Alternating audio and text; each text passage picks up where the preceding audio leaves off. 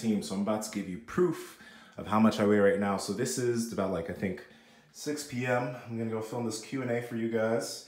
So around 251.4. This is after eating a massive burger, some fries, I had a pretty big breakfast, had a lot of water.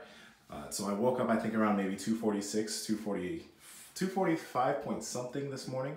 And that's my typical morning weight. Like I said, I lost 20 pounds and this is what losing 20 pounds look like. So we're still holding muscle. We still have, like, we have abs, like we're in shape. We're not like I'm not stage ready, but I'm in shape and I'm not trying to be stage ready. I'm just trying to be quick on the mats. So this is how we're looking. Muscles being maintained, no issues there. So like I said, this is the big weekend.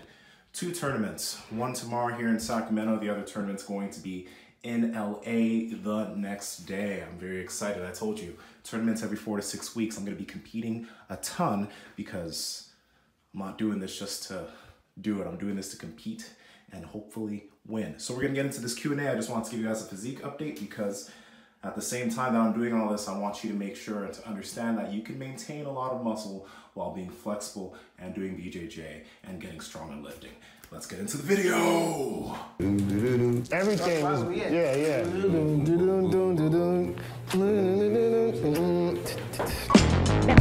Nasty, ain't it?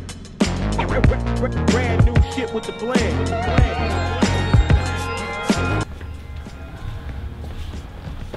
All right, what's up team? Nsima the Centaur Inyang here. So like I said, I'm gonna have this Q&A video. The questions that I'm gonna be answering are coming from the questions that you asked in the comments section of the last video I just posted. Now, like I said, 2 tournaments, 2 days. First tournament's gonna be at Foothill High School here in Sacramento, California. I believe my roll times are around 3, 4 or something p.m., 5, maybe 4 p.m. I think. Tomorrow. And then on Sunday, I have the tournament at CSU Northridge in LA, and apparently my mat time is at 3 p.m. I'm gonna have all the information for the tournaments towards the end of this video. It'll be pasted somewhere, and I'll also have the information for the tournaments in the description box. Tomorrow also, obviously on my Instagram story, or on Saturday, I'm gonna have all the information going on my Instagram story and IG, just in case anybody wants to come down and watch these tournaments, watch these rolls. Obviously there are tickets, so you know, if you do wanna grab tickets and check it out, all the information is gonna be in the links below and the information at the end of this video.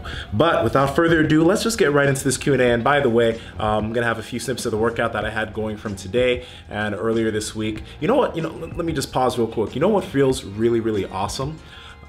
The fact that I have a lot of my athleticism back.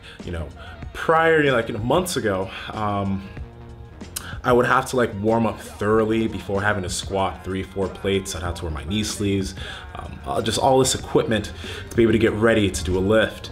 Because I've been able to get a lot of my flexibility back because I've dropped so much weight and I feel lighter and more fluid. I just came in today, jumped under 135, 225, 315, 405, and just got a quick session in without having to warm up so much because I do a lot of flexibility training now. So I'm just really happy about that. So, if you're a powerlifter or if you're a dual athlete, as much as some people say, oh, don't stretch, it's gonna have you, you're gonna be too mobile under the bar. Stretch because it's plainly just good for your body. I feel, honestly, so much better than I've ever felt in the longest time. It feels so difficult for me to get injured. It feels so easy to get into certain positions because I do a lot of stretching, okay? Not just mobility work, stretching. So stretch, please. Stretch. Let's get into the Q&A. First question is gonna be coming from Peter Wiskowski. Peter Wiskowski. Okay. Tips on achieving a fuller looking physique. So, a lot of that really depends on your muscle bellies already, how long you've been lifting in the gym. So if you haven't been lifting for a long time, you're not really gonna have that full of a physique because potentially you might not have that much muscular development. Okay, so first off, you need to have lifted for quite a bit of time. Whether you have a propensity for being able to build a lot of muscle fast or not, you need time with the iron. So build some muscle first. Obviously, being a little bit leaner is gonna help you be able to show your muscle bellies more, okay? So There comes a caveat though. When you're really lean, like when you're stage lean, you'll notice that a lot of lifters end up looking flat, especially natural lifters, because they're so lean. But they do fill out by, first off, increasing sodium intake and increasing total carbohydrate intake. That'll help you be fuller because carbohydrates turn into the energy source glycogen, which actually helps you look fuller. So yeah. Pretty much, it depends on your body fat, how lean you are, but if you're just trying to achieve a fuller looking physique, you know, in a day, right? Typically people that diet, you know, if you're in the fitness industry, a lot of people tend to eat low sodium for some reason, which I don't understand. So spiking your sodium intake on a day, not going crazy, but giving yourself a little bit more sodium than normal will give you a fuller looking physique. Obviously drinking a lot of water, staying hydrated will help you have a fuller looking physique. But I mean, at the end of the day, the biggest thing that's gonna help you have a fuller looking physique is honestly just getting bigger.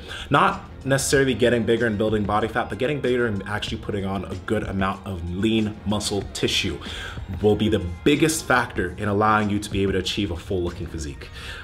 There's really no tricks there. Some guys take supplements to help them get better pumps and all that type of shit, but I'm not in that game. I don't like it. It's not my thing.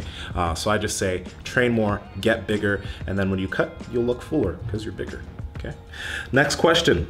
What are some recommended books, journals, etc. of people looking to get a stronger foundation of exercise science and programming in relation to lifting? All right, Xavier. So I wanna answer this question and first start off with something that I think is truly important. I was having this conversation with two clients about 2 weeks ago, and I work with clients that are some are coaches and some are people that are trying to learn how to do some of the things I do. And the biggest thing I can say before giving you recommendations is do not go into any information that you're looking in on the internet with a dogmatic point of view. As much as you may have people that you look up to, Lane Norton, Eric Helms, Chad Wesley Smith, Brandon Lilly, some people have these people that they look for and look at what they do in terms of programming. What tends to happen is when you look into what certain people do, you start to build a type of religion around the things that they do, or dogma. It tends to end up being, you take their word as dogma, okay? I would say this, do not go into anything you read and think that's the only way of doing it. I made that mistake years ago when I was learning about this when I was 19, 20. I was like, oh yeah, Lane, he's the one, he has the answers, right? And I went into things thinking very one-dimensional, but when I started to be able to really open up my mind to all the information that was out there, I was able to realize that there are so many different ways of building programs that can be effective for individuals that will help you reach the same goal. Okay, so if you're someone who likes to work with bands, you like to do a lot of speed work, etc., there's a lot of great ways to set things up using bands, using speed work. And the thing is, you know, a lot of people in other sectors say, oh, that's some stupid shit, don't waste time doing that, you know, but just do not, when you're looking at all this information, understand that there are a lot of ways to do things. And I believe that one needs to build a program looking first off of, how do I enjoy training? Do I enjoy intensity? Do I enjoy sweating? Or do I enjoy speed or speed work and bands? Or do I enjoy basics? Look at how you enjoy training and then build a program that has big concepts based around what you enjoy. Okay, that's the biggest thing. Now, giving you examples of good information. Eric Helms obviously has the muscle and strength pyramids. Also, Eric Helms, Mike Zordos, and Greg Nuckols have come out with the monthly application of strength science, or yeah, strength science. It's a research review where they look at a bunch of research, they dissect it, they explain it so that you can obviously take in research that's out there, right? And they'll pretty much write up a review for you. What else? Greg Nuckols' website, I forgot what it's called.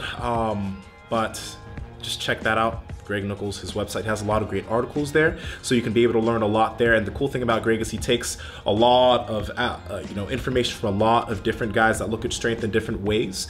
He puts it all there, so you're going to get a lot of opposing views, but again, they all reach the same conclusion of getting stronger. Chad Wesley Smith has a bunch of great books and great information on his website. Again, he has his way of doing things, which is not wrong, but again, it's not the only right way of doing things. So I would start there. Obviously, Chad Wesley Smith's website is Juggernaut Training. So start there. Okay, there's a lot of information out there, but again, don't go into any of this with just looking at one way of doing things, religion, okay? Because there's a lot of ways of beating a horse when it comes to the strength game. There's a lot of ways of getting stronger. And if you go into it like that, you'll be very receptive and you'll be able to build a lot of unique type of programs that you can tailor to yourself. Now, Next question. If you had to balance a 40+ hour office job with Brazilian Jiu-Jitsu and powerlifting, how would you structure things? 40 hour a week office job, Brazilian Jiu-Jitsu and powerlifting. So I would probably, you know, depending on your belt level, and it really depends on what has your most focus. Are you doing Brazilian Jiu-Jitsu and powerlifting as hobbies? You know, you just want to powerlift so you can go into the gym and get stronger. You're not necessarily planning on doing meets. And are you doing Brazilian Jiu-Jitsu just so you can do a little bit of Brazilian Jiu-Jitsu and not compete? If that's the case, then you can split it half and half. Lift 3 times a week and go to Jiu-Jitsu 2 to 3 mat sessions a week. Now, there's a difference in if you're a competing athlete, because something kind of has to take precedence, say. So if you're a competing athlete in Jiu-Jitsu, you're working a 40-hour-a-week job, then you could probably up your jiu-jitsu to 4 times a week, okay? 4 different mat sessions a week, and put your lifting down to 2 times a week and break it down into 2 full body days of lifting.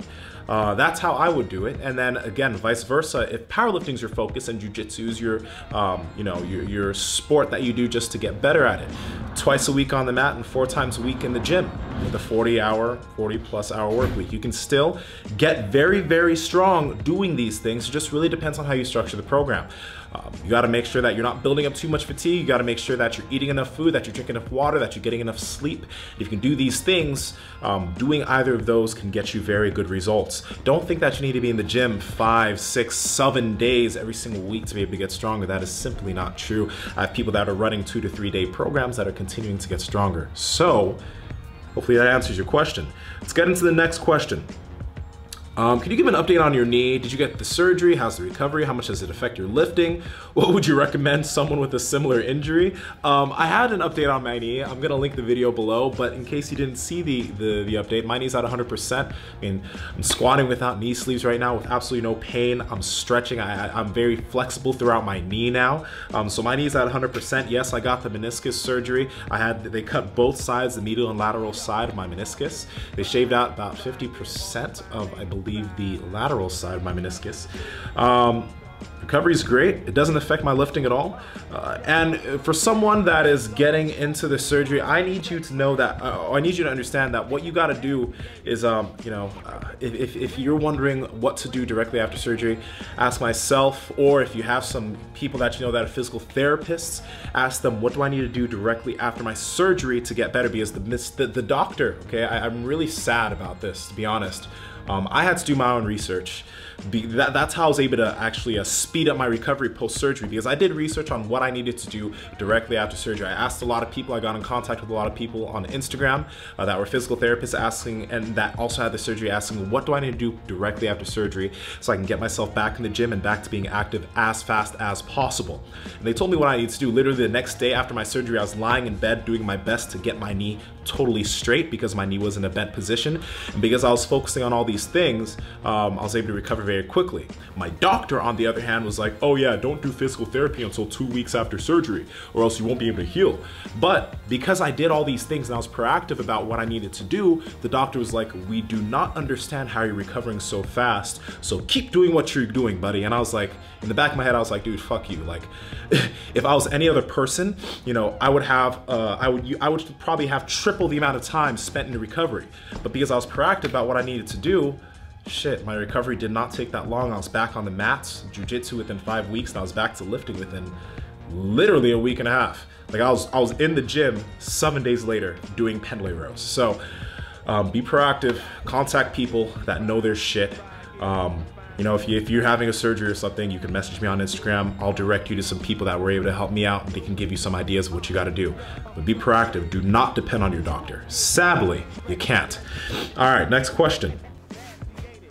All right, what's up, team? Nsima here. So I'm pretty mad because as I was editing this footage, I realized that my memory card ran out of space, and I missed 2 questions. So because it's already Friday night and I have to get this video about to get to sleep because I have to be able to have enough energy for this tournament tomorrow, I'm gonna end this video here.